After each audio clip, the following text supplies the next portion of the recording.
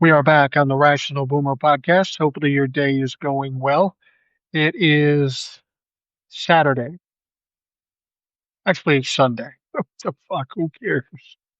I'm recording this on Friday night. This is going to air not tomorrow, but the next day. So it'll be Sunday by the time you hear this on the podcast. But we are currently live here on Substack right now. And we're going to be talking about all the stuff that's going on and the bullshit that we see. Courtney Busney says, "Yeah, it's not even Saturday yet." Here's the thing. Here's the thing you got to understand, Courtney. I'm 65 years old. I'm essentially retired. I never know what fucking day it is. Honestly, I don't know what day it is. Every day is like Saturday to me. I get up, I do some TikToks, I maybe do a podcast, go to estate sales with my wife, do whatever. I mean, it's a wonderful thing being retired because you don't have to be any place at any specific time. And frequently, I'm not any place at any specific time. So I apologize. We got it now. TJ says I have jet lag. Uh, TJ's still working away. He's on this show frequently on the podcast and on the TikTok lives. He's been on the Substack lives. Um, and he's flying around. He's working like a dog out there as I'm sitting back and sleep until 9. Courtney Busby says, I'm not retired and I don't even know what a day it is anymore, but I'm happy for you. Well, thank you very much, Courtney. What I'm happy is most about being retired, it gives me the opportunity to do the things I do, spend as much time on TikTok or Substack or YouTube or whatever. Somebody needs to scream from the mountaintops some of the bullshit we're dealing with. And that's what we're going to try to do. We're going to talk about a lot of stuff tonight that's going on that is a little disturbing, but I think we're seeing some light at the end of the tunnel. Things are starting to crash out for the Republicans. T. Helene says, "Yay, I'm awake to catch you live. Thank you." You know, my wife says the same thing a lot. Reggie Cole, don't feel bad. You've achieved what I'm aiming for, owning my time. You're absolutely right. You know, that's the sad thing about life. You go and work your fingers to the bone. You don't have any time for yourself. And that's why I tell folks, don't worry about getting rich. Don't worry about having all the toys. The thing you can hope for, the best thing you can hope for is you get to a certain age, you're healthy enough to do things, you're still in a good relationship with your spouse, that you're friends as well as married, um, and that your time is your own. You can do what you want the way you want it. Don't strive to be rich. Don't strive to have all the toys. Strive to be content. There's a lot of value in being content, and I can tell you I am content, and I feel very fortunate because of that. TJ said Donnie has a sad face. He didn't get the Nobel Peace Prize. You're absolutely right. Now, prior to today's finding that Donald Trump didn't get the Nobel Peace Prize, I said there's no way he's getting it. There's just no way he's getting it. He hasn't accomplished anything, and he's a fucking idiot. But when I woke up and I found not only didn't he get it, that my prediction was right, that it was given to um, a brown woman from Venezuela, I got real happy. I don't know if they were trying to stick it to Donald Trump or not. The woman who won certainly deserved it, but it just seemed like just desserts that a woman of color from Venezuela uh, won the Nobel Peace Prize, justifiably so. And Donnie, once again, looks like a dumbass, weak motherfucker. Spacer says, being a Gen Z, I still have a lot to learn and a long journey ahead. Spacer, you're a Gen Z? I wouldn't have guessed that. I thought you were older than that. You seem to know a lot of stuff, and I give you credit for being a young person. Although we do have some young people that show up on the programs that are Gen Zs. JD Farmer. Uh, we get a lot of people that are younger, and it's refreshing to see.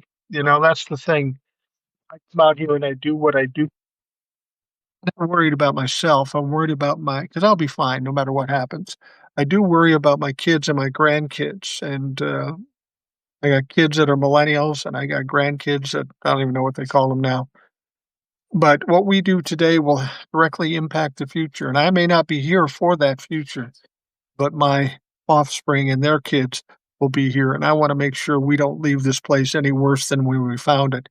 And trust me, I showed up in 1960, so it was pretty. quite a fucking mess during the 60s. Courtney Busby says he needed to be nominated back in January. That's a good point. It seemed like Donald Trump was trying to pull it out at the very end. He was really pushing to get this Israeli-Hamas war thing settled up until the day before the announcement. And I think Donald Trump thought he could force them or pressure them to just give it to him, even in the last moment. But it didn't sound like they really cared much about what he was talking about. They had probably figured this out months before. But, Donnie's a dumbass. He's a dumbass. And to expect him to know some of this stuff, that's too much to ask for. He's not very bright. Spacer says, I credit my family for raising me to critically think with morals and respect for others. I extend that respect to you for what you do. Well, thank you very much, Spacer. And sounds like your folks did a great job being a critical thinker. That's not all that common these days. Problem is, a lot of people don't think deeply. I mean, people here that are listening to this and people that follow the podcast, they're all pretty good critical thinkers, but so many people are looking at clickbait or just what they hear on TV, and they listen to the headlines and then they make judgments based on that. You just can't do that in this day and age because we have a media that doesn't tell you the whole truth. It doesn't tell you any of the truth to a certain extent.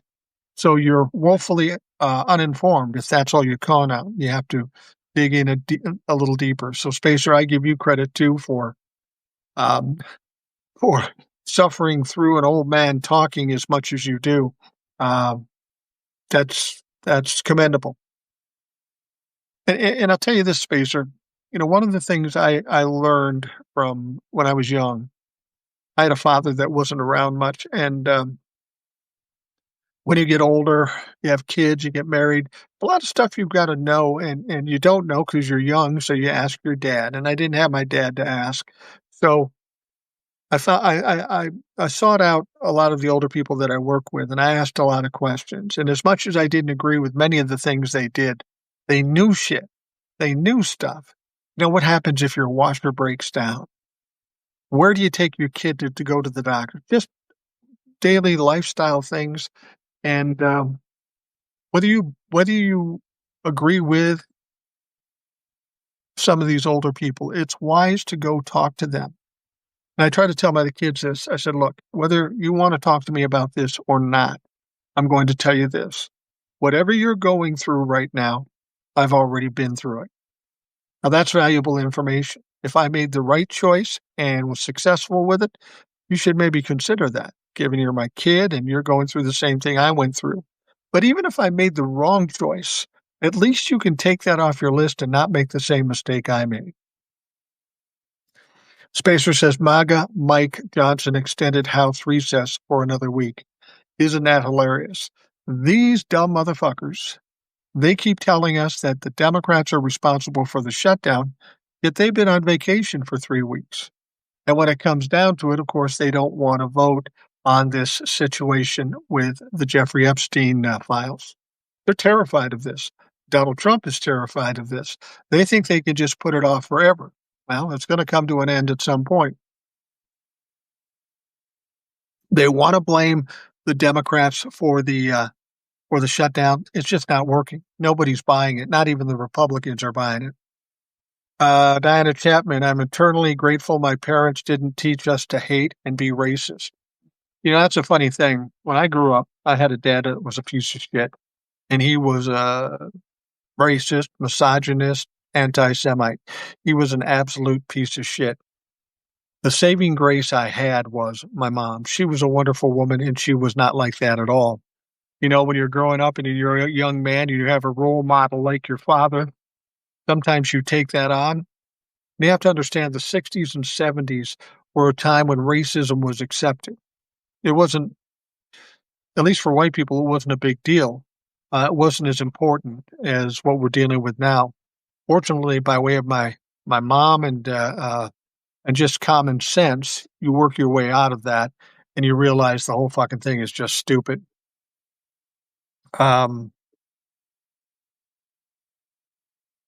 Let's see here. Spacer says that's when you see Trump, Elon, and other oligarchs. They had troubled childhoods. They have all the money, but the thing they have in common is that they're most depressed and sad individuals on the planet. Yeah, there is something to be said for that. Having all the money in the world doesn't make you happy necessarily if you lived a fucked up life with fucked up parents. T. Helene says, my great grandma lived to be 102. She was a Native American from South Carolina, and I love to hear her stories and wisdom. That is the thing. Even to this day, if I get a chance to talk to older people than me, which is hard to imagine, but there are people older than me, I've always liked history. And when I hear the stories, I remember the stories my grandfather told me, my grandmother, my folks even. There's a lot to be learned in those stories, so it's important you listen. You got to be interested in hearing the stories.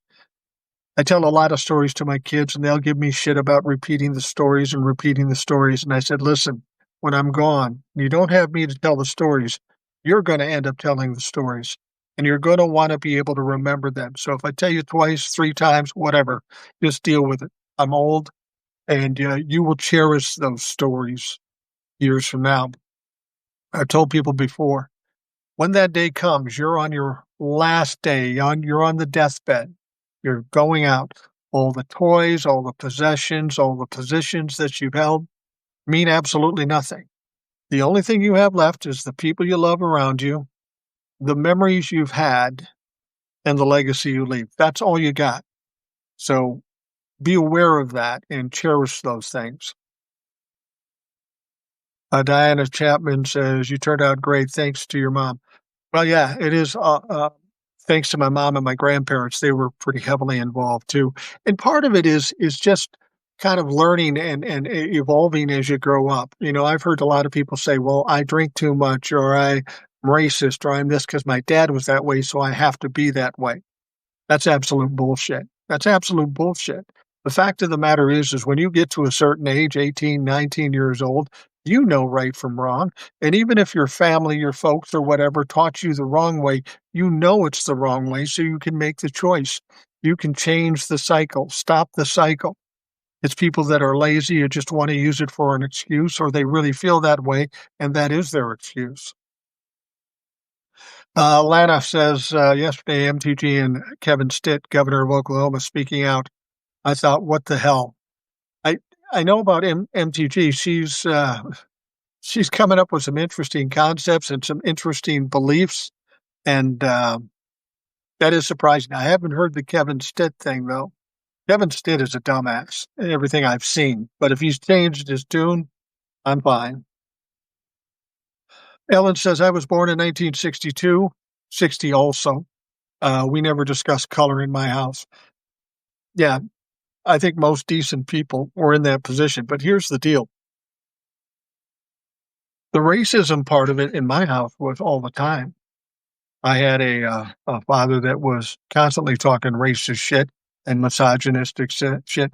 You have to understand, my dad was basically a miniature Donald Trump. He was a guy, we were living in South Minneapolis.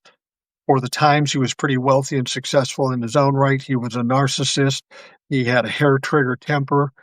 He was just a horrible guy to be around. So people always ask me, why did you hate Donald Trump from the very moment? Because I recognized him. He looked exactly like my father, and I knew how this was going to go, and I know how it's going to end. And it will end badly for Donald Trump. And we're in the final stages of that right now. Pacer says Kevin Stitt of Oklahoma spoke out against Trump's National Guard deployments. Wow, that's interesting. And I know we've talked about this on the show. It's one thing to go into the blue states and do the things they're doing, but I wonder what's going to happen when he runs into a red states and starts stepping on toes. Those are the people that love the Second Amendment. Those are the people that are ready to fight. That could get very ugly amongst their own people. James says MTG sees the writing on the wall. You're absolutely right. She does see the writing on the wall, and I don't understand why nobody else does. You should have seen this 2 years ago. Donald Trump's not going to make this out of this safe. He's going to crash out. He's going to implode. And the people that have supported him have to realize if you don't get away from him now, you're going down with him. You will wear the stink of Donald Trump on you for the rest of your career. Donald Trump's 80. He might go off and die someplace, maybe tomorrow.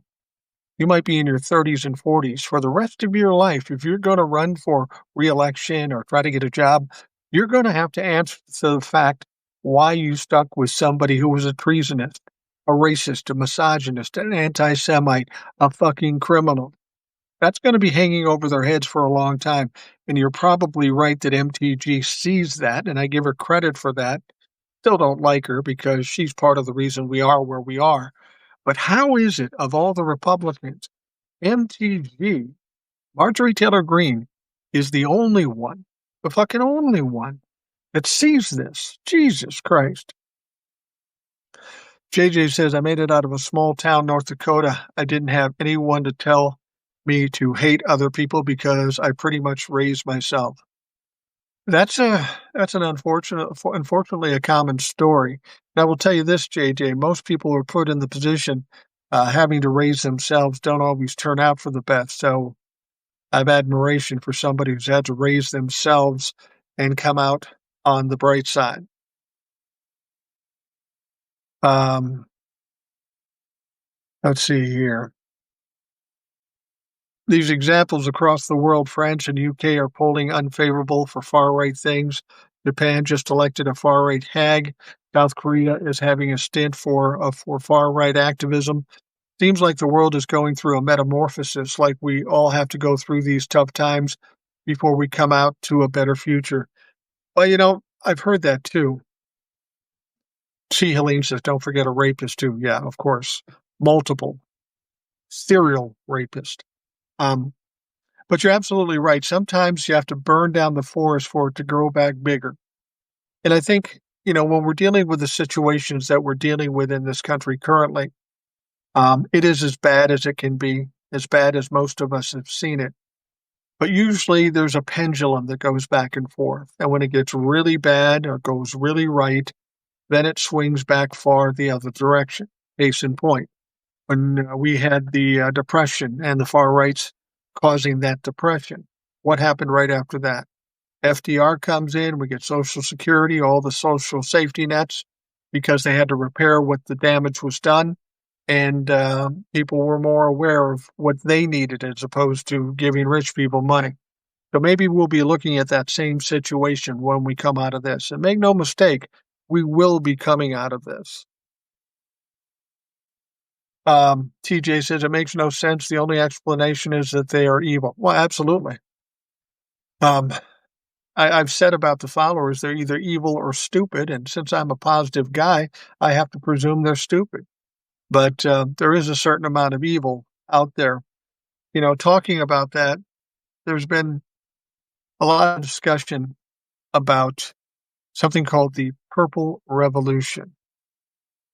Now, I was excited when I heard that. I live in Minnesota. When they talked about Purple Revolution, I thought they were talking about Prince and the Revolution. Not the case. Some dumbass Trumplefuck has finally realized that he's getting his ass kicked by his Lord and Savior and now wants to team up with Democrats to take this fucking idiot down. Well, I like the energy. That's a good idea. But this guy, everybody started saying, oh, yeah, we got to embrace him. We got to unify. I said, no. You don't put the wolf in the chicken house, or the chicken coop. You just don't do it. And that's the problem. So I watched this guy and I saw other people, Democrats, say, yeah, he makes a good point. Then I started digging into this guy a little bit, went maybe back a week, 10 days, and saw his videos. The most horrific, violent Trumpafuck videos I've ever seen. And I said, so you're telling me that a week ago you were as much a Trumpafuck as you could ever possibly be, but all of a sudden you have an epiphany? And now you want to be my buddy? Sorry, not interested. Then he started crying when people started pushing back. And he said, I'm out here putting my ass on the line. I'm putting my family in danger.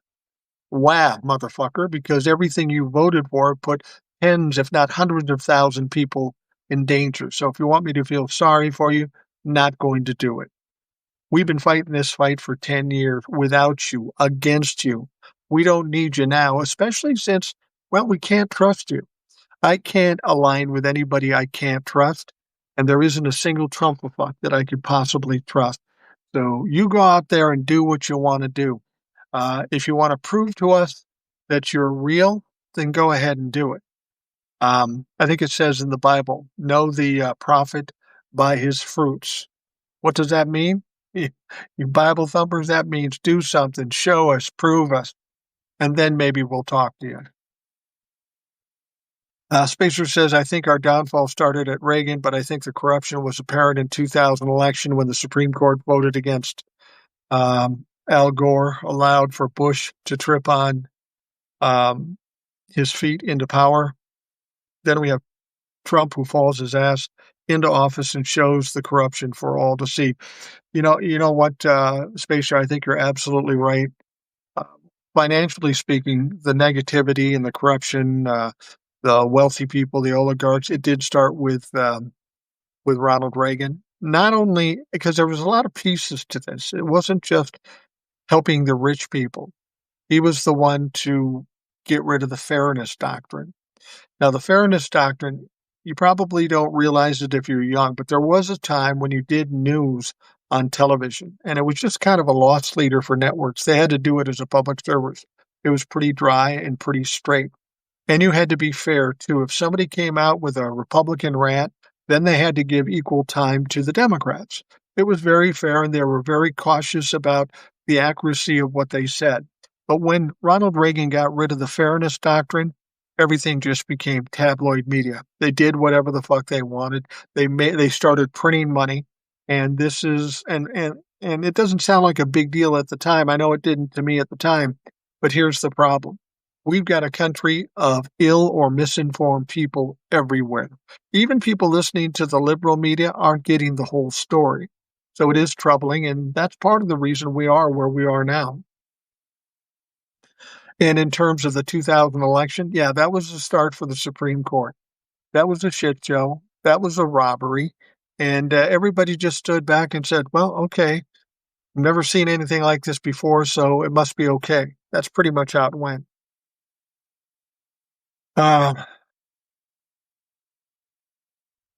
John Joseph Moran says, excuse the language, but the rich do not give a shit.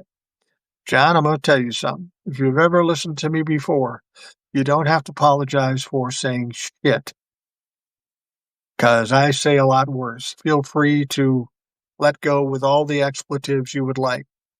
Now, James is talking about something, and I'm glad you brought it up. James says, so Qatar is going to build a military base in the United States. What the fuck? That's what I heard. That's what I reported. It sounded crazy. I mean, you've got this country who funds terrorist organizations, and we're going to let them build a base in Idaho? Well, the clarification on this has come out. They are not building a base in Idaho. What the deal is they're going to bring some planes over, and we as a country are going to train them. They aren't going to own a base in Idaho. Now, part of the reason this was misconstrued was because Pete Hegseth is an inarticulate motherfucker. And what he said made it sound like they were building a base. So you can get on me and everybody else who was wrong about this, but it was Pete Hegseth who didn't clarify what was going on, and the way he said it sounded exactly like we're setting up a base for Qatar and Idaho. But thankfully, they aren't going to have a base in the United States. But at the same time, we're going to train these fucks in the United States. So hopefully that clarifies it for you. T. Helene says, I don't think I could trust anyone who voted for this. No, I agree. And I've said that before. There is no redemption in my mind for anybody that voted for Donald Trump more than twice or more than once. If you voted for him in 2016, realize very quickly you made a mistake and then changed your ways. I'm not happy with you, but I'll give you a break. You voted for him a second time and then again a third time. There is no redemption. You learned nothing. You were happy to cause problems for other people as long as it didn't affect you. And the moment it did, then you started to scream. So I have no respect for you. Spacer says Canada better double up its security. Having pro-terrorist nation at their doorstep is very dangerous. Yeah, And I can bet that we're going to be starting to hear some shit from Canada regarding that. I mean, Qatar, without question. You got to understand what's going on with Qatar, too. Qatar is the country that gave Donald Trump the plane. Okay. Qatar is the country where Donald Trump built a golf course. And now Qatar is going to get training from American military here in this country on this soil.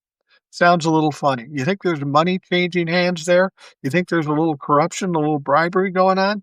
I tend to think so. John Joseph Moran says, try reading The Project by The Atlantic. I have not read that, but I'll check it out. Let's see here. We have a country full of uneducated people. You know, that's one of the things that I found most disappointing after the Trump election. Actually, from the 2020 election up to the 2024 election, I had no idea how many stupid people we had in this country. Because, like I said before, if you voted for Donald Trump in 2020 when he lost, and you saw what he did over the ensuing 4 years, the trials and all the exposing of the criminality, the corruption, the audacity of that piece of shit, and you still voted for him in 2024, like I said before, you have to be complicit, evil, or stupid. And I like to look at the positive side of things, so I have to presume you're stupid. People have said to me, "You think you're smarter than everybody out there," and that's not true. I know I'm not smarter than everybody out there. But here's what I do know for a fact: 49% of the country voted for Donald Trump. I know I'm smarter than those motherfuckers. So at least 49% of them, me, you, and everybody else, is smarter than they are. JJ says they're just going to train Qatari soldiers here. It was a plan set under Biden. Hegseth came out and said he misspoke. V at Under the Desk News confirmed that. Yeah, that's where I got the information. V clarified it. And the fact that Hegseth fucked up, that's not surprising. What have I always told you about Donald Trump and all of his cabinet? You can count on a lot of things, but one thing you can take to the bank, no matter what they do, no matter what they say, they will fuck it up. By the way, V's a great lady. She does a great service on TikTok and other spots. Had a chance to meet her last year about this time at some conference. Very nice, very busy lady. She's in big demand. He gave a talk at the same place I gave a talk. He couldn't even stay around for dinner because she had yet another talk to give. So I have a lot of respect for her. She goes out of her way to tell the truth, and she's quite professional about it. Josie says Keg's breath tried to walk it back with clarification. So many lies from MAGA. It's hard to trust even when they say the truth. Well, that's true. Maybe he should have put it out on Signal, and maybe we would have got a clear representation of what was going on. Hegseth is a cartoon. He's a bad cartoon. He is a clown. There's no question about it. You got that right about the incompetent shit, Hegseth. Wait a minute here. Ellie says, I live with a MAGA. Are you married to a MAGA? Is it your father? Brother? I empathize with you if you live with a MAGA. There is no arguing with MAGA. Trust me, I've tried it many times, and I've had as many good points as you could possibly have, and they just can't comprehend it. They can't comprehend truth, facts, or anything. So I feel sorry for you. That's got to be a hell of a job. Josie says, please look up what Nepal did a few weeks ago. I will do that. James says, just like the United States trained bin Laden. I guess they haven't learned. Yeah, you're absolutely right. We trained bin Laden, and then he did what he did. I mean, the Qatari government knowingly supports terrorists, whether it be Biden or Donald Trump. Why in the world would we get in cahoots with them? That seems fucking ridiculous.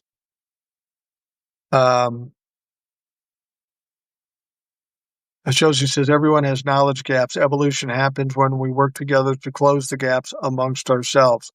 I agree. James, they still think the dementia-suffering Trump is mentally sound.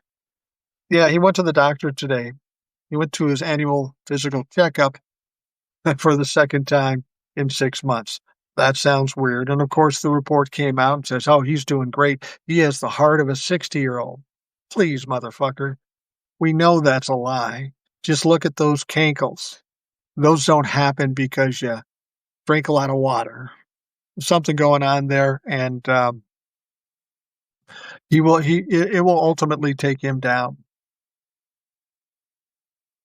Here's a laugh. Curtis Sliwa gave an interview on his ideas for if he's mayor. He wants to make a militia for NYC to combat crime, wants to bring back his chubby crime boys. Yeah, Curtis Sliwa is a joke. I'm rather happy that he's the Republican that's going to be running against Mondami. Doesn't have a fucking prayer. This guy has been in New York City making the news for 40 years.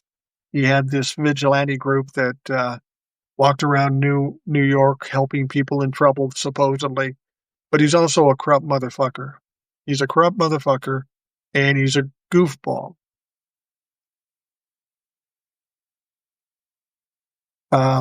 Ellie says, my significant other wouldn't be with him if I met him today. Yeah, I get that. We all make mistakes. I understand that, and it must be difficult living with that. I'm curious, Ellie, when this all comes crashing down and Donald Trump is exposed for all the things that he did, and the failures that he continues to perpetuate on this country, your significant other, will they own up to it? Will they own up to it? Will they crash out because the one they believed in didn't end up being what they thought they were? Expect an emotional breakdown when all becomes exposed and Donald Trump is an ultimate failure. I empathize with you. That's going to be a tough situation. Spacer says the geopolitics of the Middle East is the creation of poor politics by the U.S., which U.S. supported dictators and backed massacres of many people. You know, the thing about it is, I'm 65 years old. Israel was created in 1948 before I was born, 12 years before I was born. The fighting in the Middle East between Israel and whoever has been going on for decades.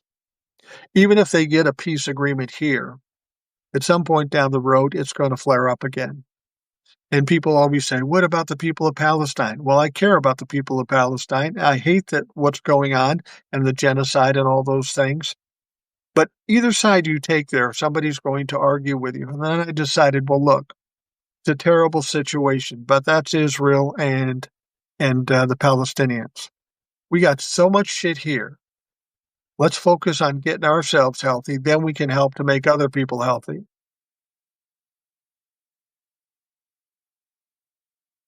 65 after you take the age, they said his heart is. Yeah. I didn't read it that closely because I knew it was going to be bullshit, and it just came up. James says, I agree with Ed. He won't make it past Thanksgiving. Well, James, Ed is on the podcast tomorrow. But if you're listening to this on the podcast, it was yesterday. Ed will be there. Analytical Iowan says, hey, Mike just got done with a TikTok live. Yeah, I thought I saw you out there. You don't know who the Analytical Iowan is Eric from Iowa. He was on the podcast just the other day. Very smart guy, knows his shit. If you aren't following him here on Substack, check out the Analytical Iowan. You won't be sorry about that. Josie, many countries have recognized Palestine, hoping the world will stand firm on a two-state solution. You know, the two-state solution seems like the only fair thing to do. But it seems like people like Benjamin Netanyahu don't want it. And then you get terrorists involved like Hamas who come in and take over Gaza and start running that because, you know, people in Gaza, the Palestinians, have been so marginalized, they're a little weak. I don't want to even pretend to know enough about what's going on in the Middle East in that situation. I don't. And as I've said before, with the atrocities and tragedies we have going on in this country, I just I just wanna focus on what we've gotta do. We've gotta get ourselves out of this mess before we can start getting invested in other parts of the country, and I'm not trying to be an isolationist, I'm just trying to deal with the problems at hand. Whenever I have problems, I try to deal with the big problems, the most important problems first, and then go down the road, and as far as I'm concerned at this point, our problems are big enough that we need to focus on them. I have a comment about your comment on the worm in RFK's head. I think it's unfair to blame the worm for the reason he is the way he is. They said the worm died in his head. So the true reason is that RFK's head was already rotted with evil, that the worm died. From what I heard, he was had troubled childhood from what we've heard from his sister Caroline. Oh yeah. He was a heroin addict for 14 years, now in charge of our health and human services. He's a fucking goofball. Only somebody like Donald Trump could put him in any kind of position of power. His own family doesn't like him. Tealine says, yes, that is the real keep America first way of thinking, Boomer. We have so many problems here, yet we have always mixing and muxing with other countries' affairs. I care, I do, but we all know it's about money or oil. Yet we have hungry kids, budget lapse, etc., etc. Well, that's exactly what I mean. We've got to take care of the problems we have here. It's kind of like when you're on a plane and they're giving you the tips before you leave, and they say if we have a loss in cabin pressure and the air mask come down, put the mask on you first and then the kids. And the reason they say that is you put it on the kids first and then you pass out, you're no good to anybody. Make sure you're safe and good and then take care of the people you can once you're healthy and safe yourself. Josie says, agree. The IDU group is run by evil RW man. The chairman is former Canadian PM Harper. Yeah. Reagan had it right about verified, not about trickle down. Well, yeah. I think anybody in politics, Reagan said, trust but verify. And he was talking about Russia at that point. But what we see in terms of politics in general and politicians, we can't trust what they tell us. They've proven that to us, and we have to hold them accountable when they flat out fucking lie to us.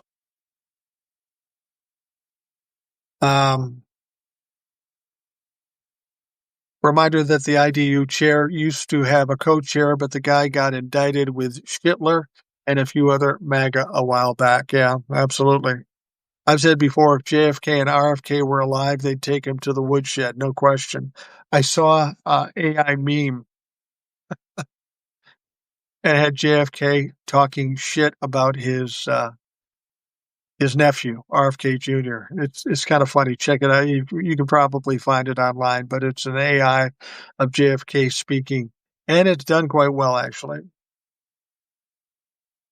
Trump loves his loyal, incompetent stooges. The thing about it is he likes anybody that will be a sycophant to him. If you do what he says and tell him he's great, he's your buddy. If you don't, then he will fire you or throw you under the bus one way or another. I don't know if you've all heard, of course, we have this shutdown that's absolutely ridiculous. And going into the shutdown, Donald Trump said, well, if we have a shutdown, we are going to start mass firing of federal employees. And you have to understand why he did that. He said that in hopes that he could bully or intimidate the Democrats. Have the Democrats say, oh, no, he's not going to do that. We better bend to his will. Fortunately, the Democrats didn't do that. This is the time they need to stand strong no matter what. But that said, Donald Trump and Russell Vought, his director of OMB, started firing federal employees as of today. 4,000 of them, as I understand it today. And again, he's still trying to push the Democrats. He doesn't want to give up on getting this win in the CR, so he keeps doubling down and tripling down. And while he's doing that, he's destroying the Republican Party.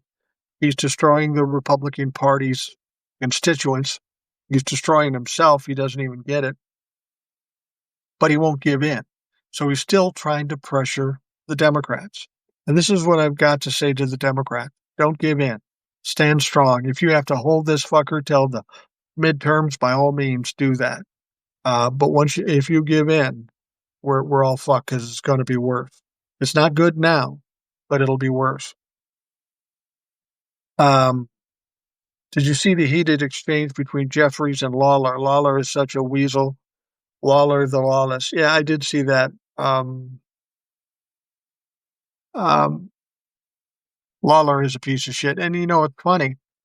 They met in the hallway and they started this argument. And I know the Republicans are trying to get attention by attempting to ambush the Democrats, but it's not working for them because they get embarrassed every time.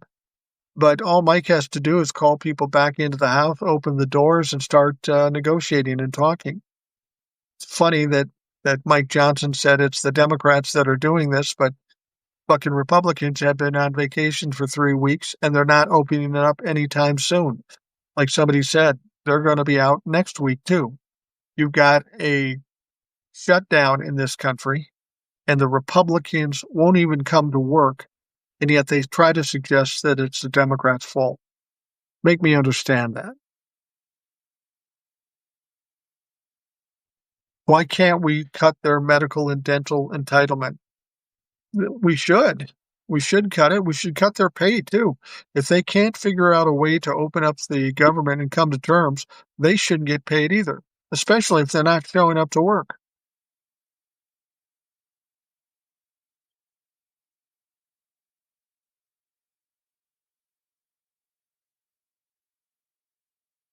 Eric says he crashed the market again.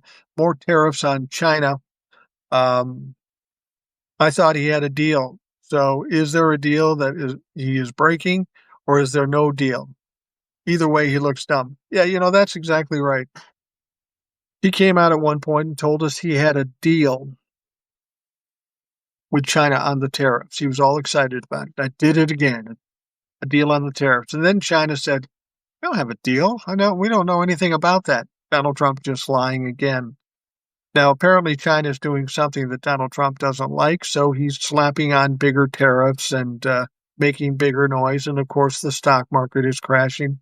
I'm at a point now where I don't even really care about the stock market because I don't know that that's a real sign of what is actually going on. I mean, even when the stock market is going strong, we still have people that can't make enough money to survive, can't rent apartments because they don't make enough money. Stock market is great for those people invested. If it's going up, they make money. But we've got to try to figure out how people can just live their lives day to day over and above the stock market. Let's see here. Trump is keeping his title as the most job-losing president in history. That's exactly right. A lot of people don't know this, but Joe Biden created maybe 15, 16 million jobs during his 4 years. Donald Trump in his 4 years lost 200 or 2.5 million jobs. The only one in recent history, the only president in recent history to do such a thing.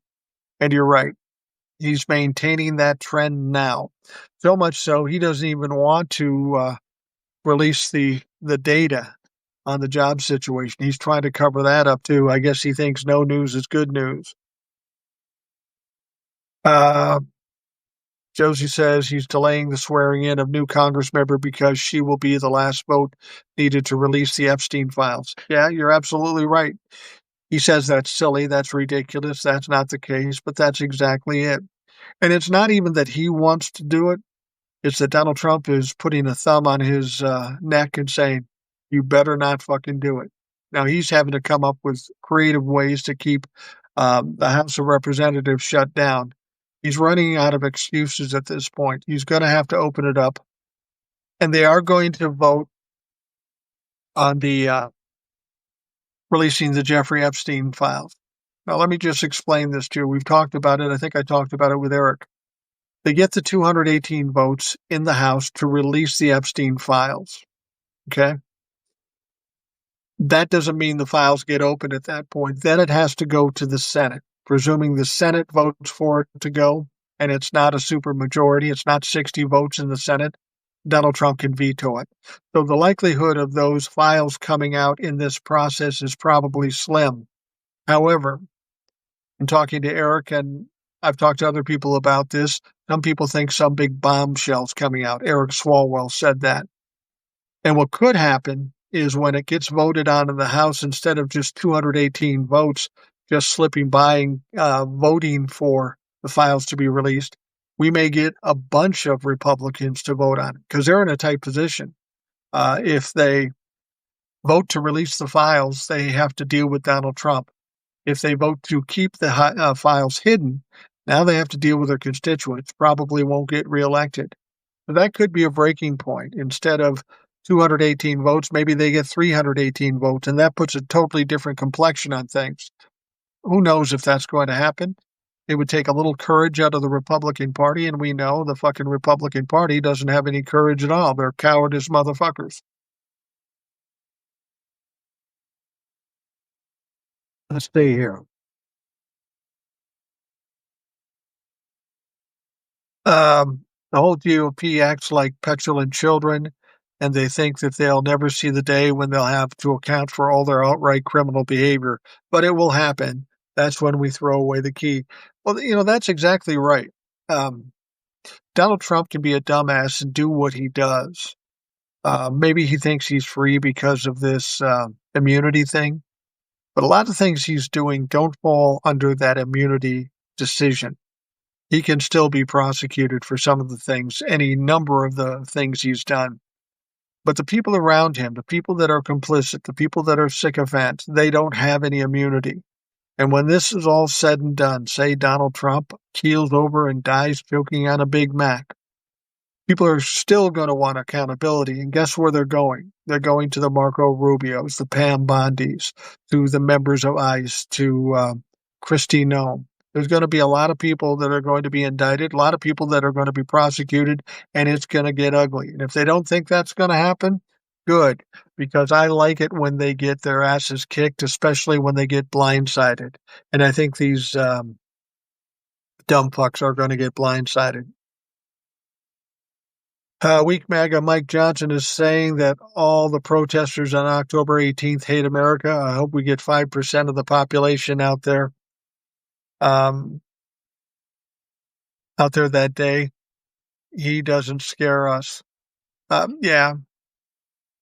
Mike Johnson's going to say a lot of things about the protesters. I think this is going to be a big showing, and it's going to show a lot of disfavor for the Republicans and Donald Trump. And at some point, the Republicans have to realize this, and they have to decide to do something.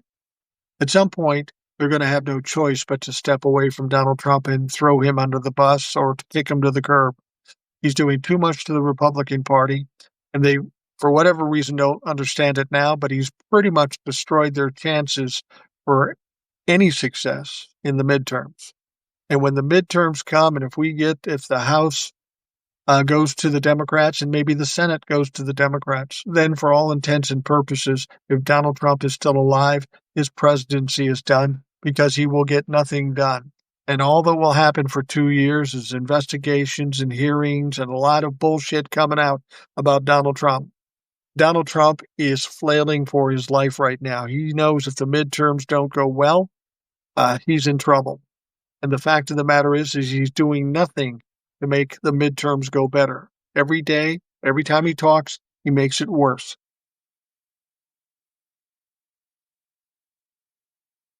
James says Mike Johnson is an ass. Clearly, that's true. Spacer says, despite what Schumer is doing, seems to be courageous, and it is good that he's holding his own with the Democrats in the Senate, but he's still complicit with AIPAC. That's true. That's a whole nother situation we have to address. I saw he's pushing Janet Mills to run for Senate in Maine, despite the fact the wide popularity in Maine for Plattner. Also, he's trying to get Tim Ryan, who lost to J.D. Vance, to run against Ramaswamy for governor, establishing democracy, love losing. But, the Ramaswamy running for governor, Jesus Christ, if they vote for him to be governor, how much deserve what they get? There's no way that clown should win. Tim Ryan might be a good choice for governor. Um, I don't know why they want somebody else to run for Senate. In Maine, Plattner is getting a solid base. He's saying all the right things. I think the problem for Schumer is that Plattner represents the new politicians, and Schumer is got a death grip on the old way of doing things. But what we've learned about the old way of doing things over the last 4 or 5 years, it doesn't work now. It's old. It's done. So I hope Plattner wins that. He seems to be the right guy in the right situation. Fact is, I'm going to Maine on October 23rd with my wife and my brother and his wife. Love Maine. It's a beautiful state. Susan Collins, not so fucking much. Jose says, or Josie says, he's shaking down leaders for bribes. He has no deal, and I'm pretty sure the other countries are going to stand firm. Yeah, I think you're right. How about the Antifa bullshit? Yeah, I love that. They're going to crack down on Antifa as if it's an organization. Antifa is an ideology. And let's break down what Antifa means. Antifa is basically an abbreviation for anti-fascist. So theoretically, if you Republicans are against Antifa, that would have to suggest you support fascism. You're not anti-fascist, you're pro-fascist. And that's saying the quiet part out loud. Moses Mike will end up in jail for violating his oath and Bondi for obstruction. Yeah, I don't know if Bondi thinks she's safe because she's the attorney general, that she couldn't go to jail. Just a reminder to Pam Bondi, John Mitchell was the attorney general for Richard Nixon. When he resigned and got pardoned, John Mitchell went to jail. And he didn't do half the shit that Pam Bondi has done. So Pam better start looking over her shoulder because she's in trouble. I mean, they even told her, I don't remember if it was Rashkin or who it was, when she wouldn't answer the questions. She wouldn't answer questions, and he said, "Look, you don't have to answer the questions now, but the day will come where you will be required to be answering these questions, and that day is coming." And he's absolutely right about that. All his cabinet members will face justice with a good AG to go after them, but also a prosecutor with the will to do so. No Fani Willis and her scandals and Jack Smith for his foot dragging. Now, I will tell you this. I would not blame Jack Smith for dragging his feet. I would blame Merrick Garland for dragging his feet. I would say that Merrick Garland, as Attorney General, is largely one of the main people responsible for us being in this position. When he got into office, if he did his job and went after Donald Trump, he'd already be in jail, already been found guilty, and we wouldn't be dealing with this. But instead, Merrick Garland was afraid to look too political, and he sat on his hands. Then I fault Joe Biden, too. Not for hiring Merrick Garland. He was a good choice in the beginning. But after a year of not doing anything, Joe Biden should have fired him and got somebody that knew how to do the fucking job. Jack Smith was a special counsel hired by Merrick Garland because Merrick Garland didn't have the guts to do what Jack Smith did. Jack Smith had to follow the lead of Merrick Garland. So you can blame Jack Smith for some things, but really it's Merrick Garland who caused the problem. Mike Johnson will probably lose the speakership either over the discharge petition or the shutdown. Yeah, I think that's a pretty good guess. I think Mike Johnson will probably lose his job. The only thing about it is who are they going to put in there? Eric and I were talking about that just yesterday, and who are they going to put in? They had a hell of a time getting Mike Johnson. Mike Johnson comes up, and nobody heard of the motherfucker, and they had to push him through. They got to take some milquetoast generic person and make him Speaker of the House. Well, that's not going to help him much.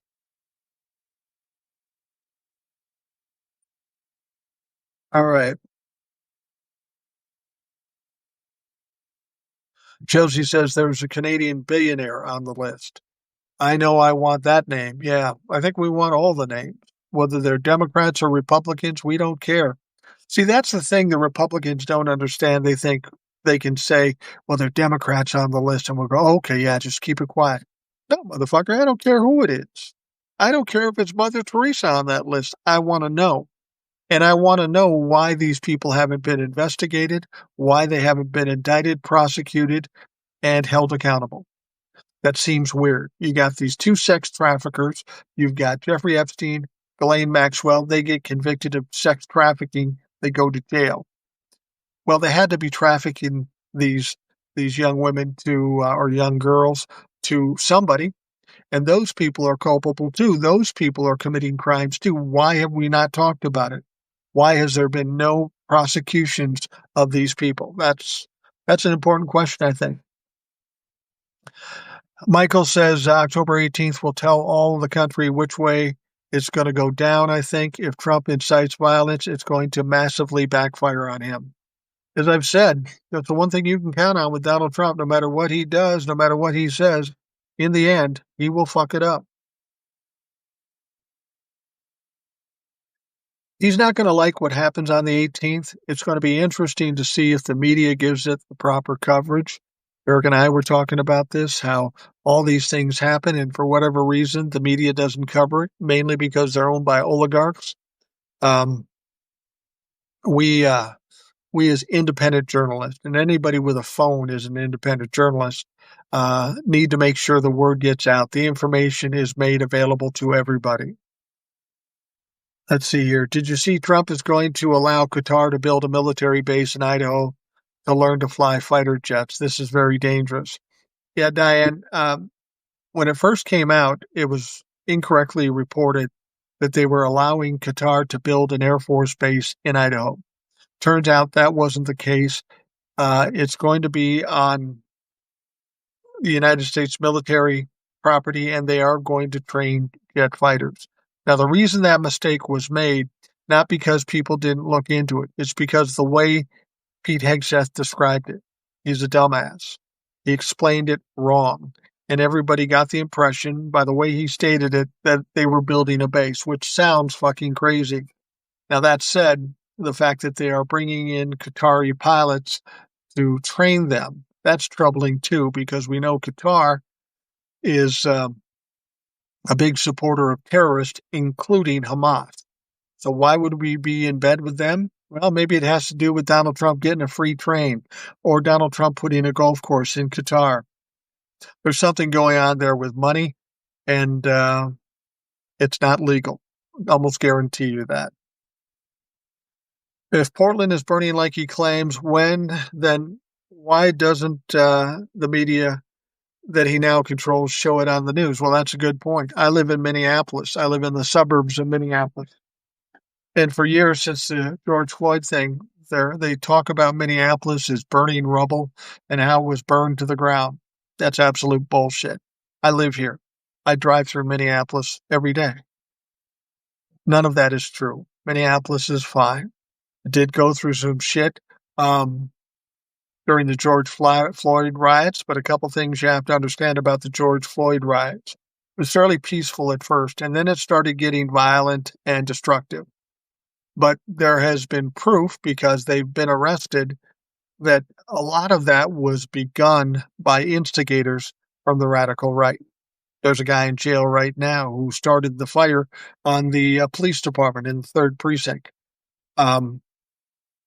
It went on for a long time, and I guess that kind of thing can happen when you watch a Minneapolis police officer murder a man on the streets. You see the video of it. That can cause people to get pissed off.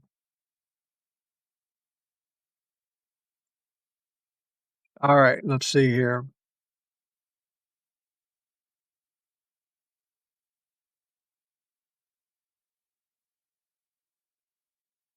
All right, have we had any update on Trump's second yearly checkup? Not worth a shit. I did hear that his heart's like the man of a 65-year-old. I'm 65 years old. I'd put my heart up against Donald Trump's heart any day. I don't have swollen cankles. I don't have bruising on my hands.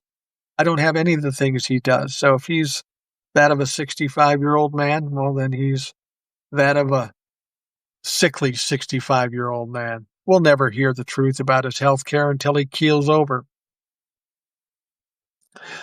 Um, Spacer says, if we retake the Senate, I think Ben Schatz should be the Senate leader, senator of Hawaii. Yeah, I think it could be any number of people that should be the leader. I hope that they're younger. I hope that they're stronger and they're more of a fighter because we are in a war currently and we need somebody who's willing to fight. Chuck Schumer is not the guy. Spacer says, I also saw the Fetterman interview where he said, soon enough, my time with the Democrats will be over, I think. I was like, you think so? Yeah, I was like, you think so, asshole? Yeah, there's something severely, profoundly wrong with Fetterman. He's changed quite a bit since he was elected. He's an absolute waste of space. He's got issues with the president, and for that, I feel sorry for him. But we need somebody of a sound mind who's in the U.S. Senate, and Fetterman is not of a sound mind. Probably Shapiro will be positioned best for the Senate if he doesn't go for president. Yeah, you're probably right. You're probably right. Shapiro, the governor from Pennsylvania, he's a good candidate. He's articulate. He's smart. He's young enough. Do you worry we won't have an election in 2026? One of the Trump billionaire friends just bought Dominion. This is a new problem for the future elections. Yes, I do believe there will be elections in 2026. To stop that would take quite a bit. Um, yeah, I think and I think Eric agrees with me on this. There will be 2026 elections. The idea that an oligarch bought Dominion, yeah, I find that a little disturbing. That would be interesting. But keep in mind, Donald Trump won't be here for long. And when other people get in power, Dominion may have some serious fucking problems. James says, where is Merrick Garland? Why doesn't Trump speak ill of him? I believe Garland was complicit in Trump's criminality. But, when Donald Trump was looking for somebody to be the AG, I thought what better choice would be than to keep Merrick Garland in. Nobody did more for Donald Trump than Merrick Garland. You're right, we haven't heard from him at all. But here's the deal. We can't let him get away free and fade off into the sunset. He needs to be accountable for the poor choices and the situation he put this country in. When all the smoke clears, we need to bring that back up and start talking about Merrick Garland. Spacer, hilarious thought. They don't have anyone to replace Johnson for Speaker. Maybe they put up Virginia Fox. Yeah, they don't have anybody to replace Mike Johnson. But Donald Trump will insist that they replace him. And we remember how long it was to get Kevin McCarthy in and then Kevin McCarthy out and then Mike Johnson in. Put it this way. If they do have to find another Speaker of the House, there will be a lot of time wasted and they'll have less time to get anything done. So I'm all for that.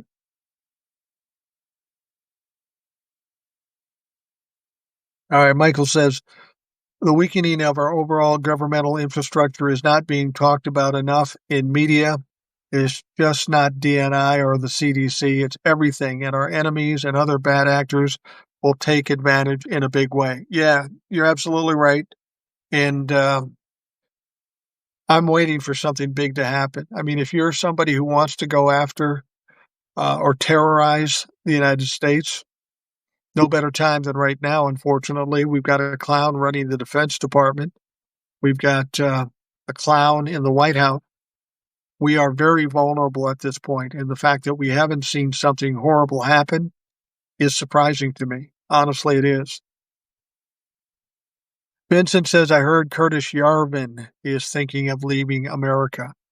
If you don't know who Curtis Yarvin is, he's kind of the grandfather or father of all this bullshit we're seeing right now. He's this tech geek clown that always espouses all these racist ideology. And people like Peter Thiel, Elon Musk, they all love this guy. But he is, by all means, a Nazi, basically. But he wrote an article, and he sounds like he's getting nervous. The whole plan that they had for this country doesn't seem to be going the way he thought it would. It's not happening as quickly. It's not happening correctly. Well, because you got a dumbass as president. But he's getting nervous because he knows at some point what's being done here, there's going to be a quick turn against them. And he's talking about the possibility of leaving the country. And Curtis, I would leave the country because things aren't going to look good for you and your ilk. Eric says Pete Hegseth is a DUI hire. Yeah, no question. He probably bundled it because he wasn't sober. Yeah. Yeah, he probably was drunk when he said what he said about Qatar. Rebecca Douglas, we need Lucas Davenport to take care of Trump and Hegseth. Yeah, no shit. Love those books. Love those movies. Yeah, Lucas Davenport was the shit. John says, shit, I was in D.C. in 67. They had some riots then. Yeah, 67, there were riots going on all over the place. Diane Pam Bondi blame Antifa today for killing Representative Melissa Hortman and her husband and dog when it was MAGA radical. He now is bringing the shootings in Minnesota when they didn't give condolences or prayers. Yeah, it wasn't Antifa. It was without question MAGA. I live in Minnesota. I saw the stories. I even drove by the area where they found him. He was without question MAGA. You can talk all the shit you want. I would love a Trump fuck to sit across from me and debate this issue because they flat out lie. And if you press them, they fall the fucking part. Let's see here. She really needs to pay attention to her shit. Yep. U.S. House Resolution H.R. 5518. Try U.S. officers operating in Canadian soil.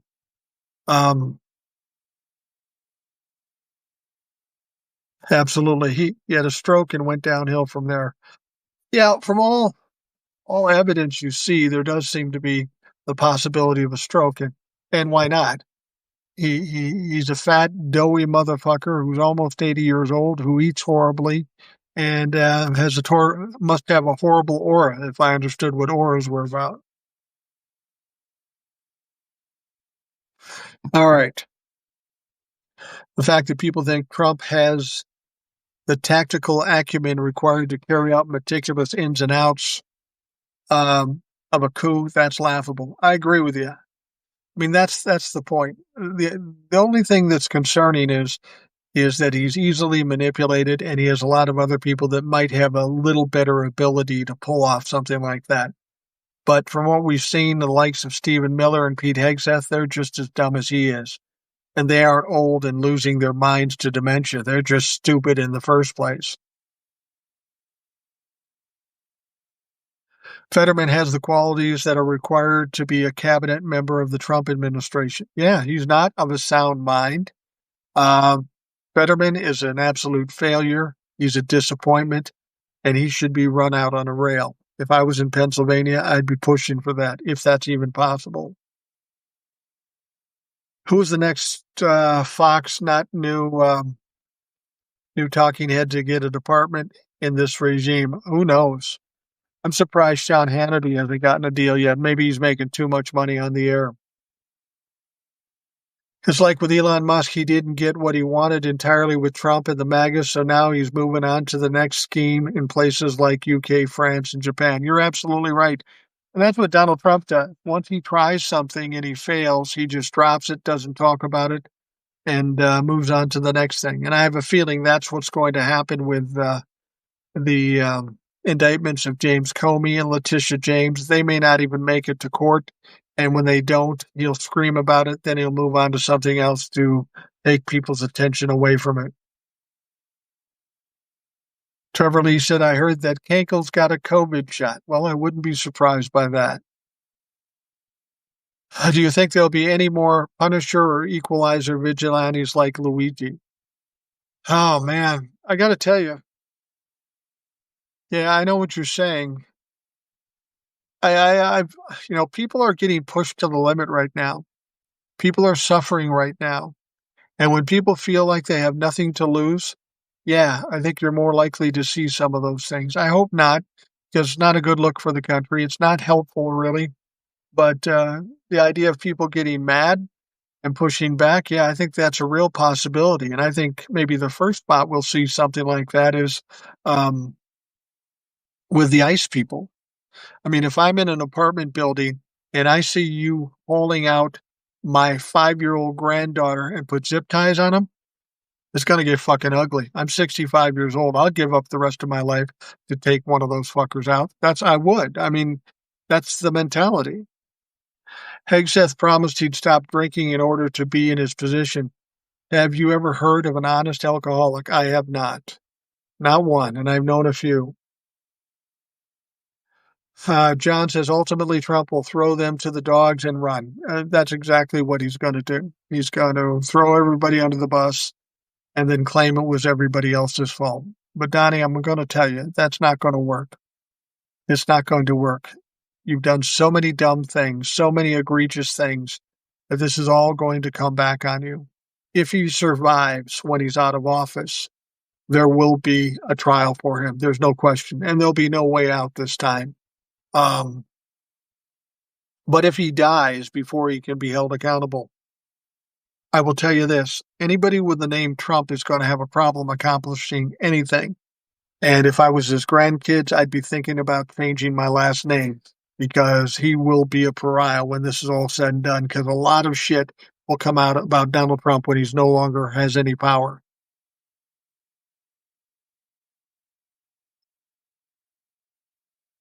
Do you think the Republicans could start splitting from Trump after they lose Virginia and New Jersey this month, the two states bellwether of the midterms?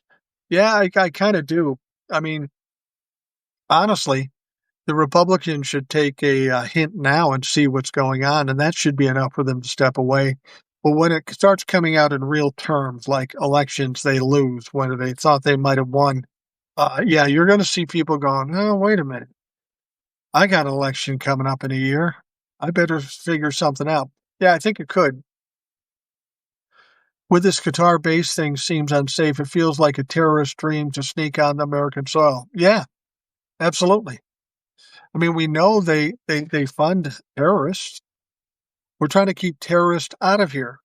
Now, here's the thing. You're worried about illegal immigrants. You're worried about them coming across the border and committing crime. We had the Hyundai plant in Georgia where South Koreans were just trying to train people. Somebody called immigration on the Hyundai plant. They fucked up. They lost a lot of money in that process. But I would say this. If there are a bunch of Qataris in Idaho being trained by Americans, I think somebody needs to call ICE and say, go check those motherfuckers out. They're immigrants, they're brown, and they don't have the right kind of immigration papers. Because you know Donald Trump and Hegseth isn't going to require them to do anything. Send ICE in there, and let's have a little fight between the Qataris and ICE. That could be entertaining.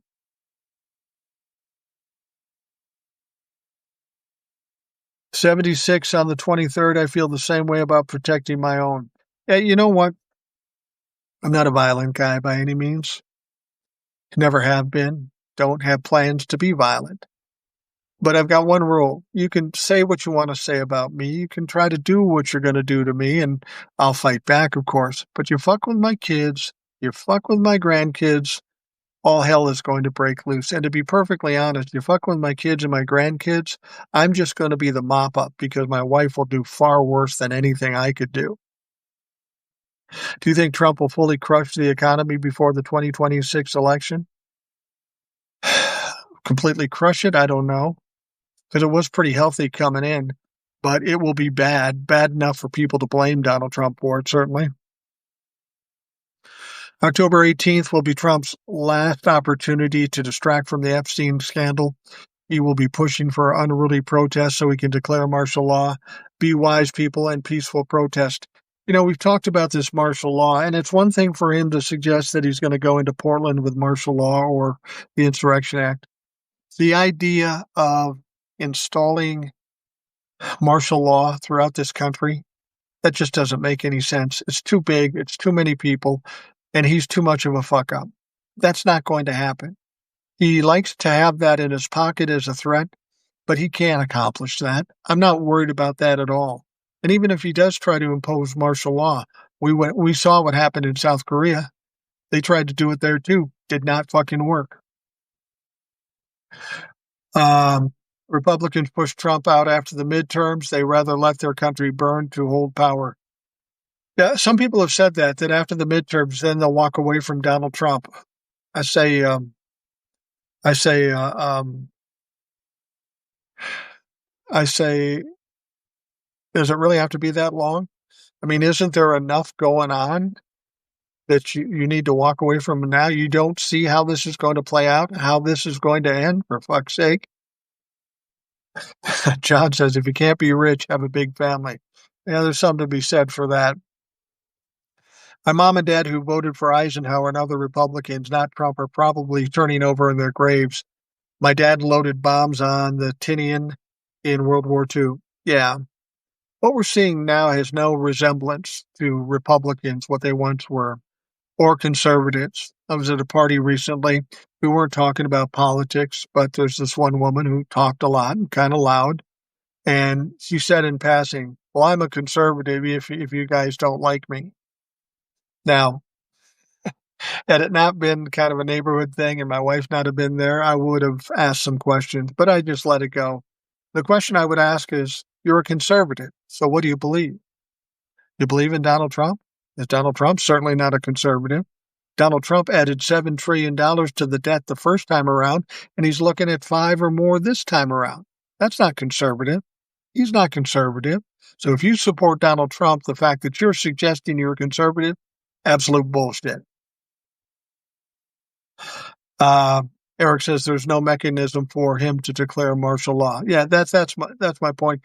And to be honest with you, if you ever have questions about the martial law thing, check Eric's videos. He's smart. He knows all the details of this. I know the general terms. He knows the details. He can explain it to you. And one of the reasons I say that martial law isn't a reasonable thing throughout the country is because of what Eric told me. And the Supreme Court is complicit to his criminality. Yeah, there's a lot of things we've got to fix when this is all done. And the Supreme Court may be one of the priorities. We have 3 branches of government. If any one of them is tainted, we have a problem.